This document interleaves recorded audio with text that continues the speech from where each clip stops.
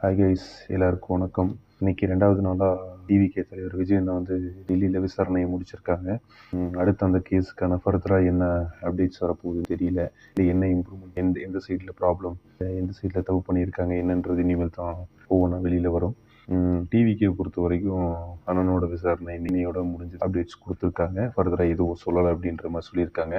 பார்ப்போம், வெயிட் பண்ணி பார்ப்போம் அடுத்த கட்ட நடவடிக்கை என்ன நடக்குதுன்னு. ஆனால் இன்னொன்று என்னென்னா, டிவிகே தலைவர் விஜயன் வந்து வேட்புமனு தாக்கல் பண்ண போனார் அப்படின்னா, இந்த இஷ்யூலாம் முடிஞ்சு அடுத்த சட்டமாக அவங்க பண்ண போகிறாங்க அப்படின்னு அப்போ சொல்லுவாங்க, இல்லைங்க நீங்கள் இந்த மாதிரி ப்ரூஃப் கொடுத்துருக்கீங்க, இது செல்லாது. அப்புறம் இல்லைங்க இந்த மாதிரி சிக்னேச்சர் போட்டிருக்கீங்க, இது செல்லாது. ஒரு இதில் கூட சொல்லுவாங்கள்ல, ஒரு படத்தில், தர்பார் படத்தில், நீங்கள் ரைட் சைடில் சீல் வைக்க வேண்டியது நீங்கள் லெஃப்ட் ஹேண்ட் சைடில் வச்சுருக்கீங்க, கரெக்டான சீல் எடுத்து வச்சுட்டு வாங்க அப்படிம்பாங்கள்ல. அந்த மாதிரி வேட்புமனு தாக்கல் பண்ணும்போது இந்த மாதிரி இஷ்யூஸ் இருக்குது அப்படின்னு சொல்லிட்டு மனுவை ரிஜெக்ட் பண்ணாலும் பண்ணிடுவாங்கன்னு நினைக்கிறேன். அடுத்து என்னென்ன பண்ண போகிறாங்கன்னு தெரியல. பார்ப்போம், வெயிட் பண்ணி பார்ப்போம் என்னென்ன மாதிரி நடக்குதுன்னு. நீங்கள் கமெண்ட் பண்ணுங்கள், எந்த மாதிரி ஆட்சி அடுத்து 2026 மேலே அமையணும், யார் வரணும்னு எதிர்பார்க்குறீங்க, நீங்கள் கமெண்ட் பாக்ஸில் சொல்லுங்கள். தேங்க்யூ.